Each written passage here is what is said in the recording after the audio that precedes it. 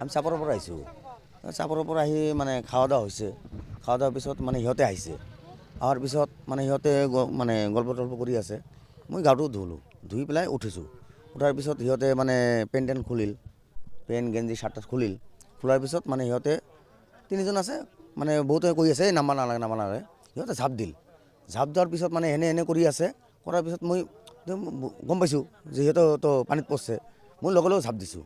ঝাপ দিয়াৰ পিছত মই ধৰছোঁ তাক। ধৰাৰ পিছত মোক মানে কমৰত চাপিয়াই ধৰছে। ধৰাৰ পিছত যেতিয়া মানে মূৰৰ ওচৰত ধৰছে, তেতিয়া মই আৰু পাৱা নাই। মই পানী খাইছোঁ দুই ঢোক পিছত মই এৰি দিছোঁ তাক। সেইটোৱে। তাৰ নাম মানে সুভাষ দেৱনাথ, ডাক নাম হ'ল কালু, বলবম জাত।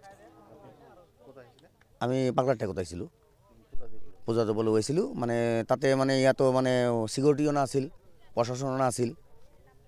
ইহঁতৰ মানে ইমান এটা ডাঙৰ নদী আৰু সিহঁতৰ মানে ইমান এটা প্লেচ আছে ইয়াত, চিকিউৰিটি থাকিব লাগিছিল বা প্ৰশাসন থাকিব লাগিছিল।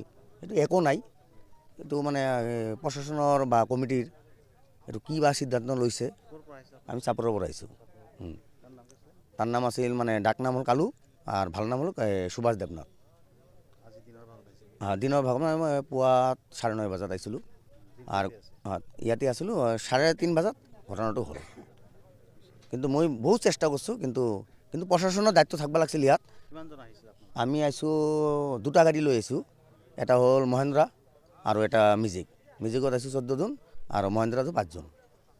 মানে মেজিকত আছিল, পিছত মহেন্দ্ৰাত আহিছে। মহেন্দ্ৰা আহি খাওয়া দাওয়া হৈছে।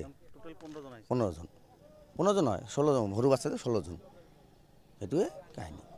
কিন্তু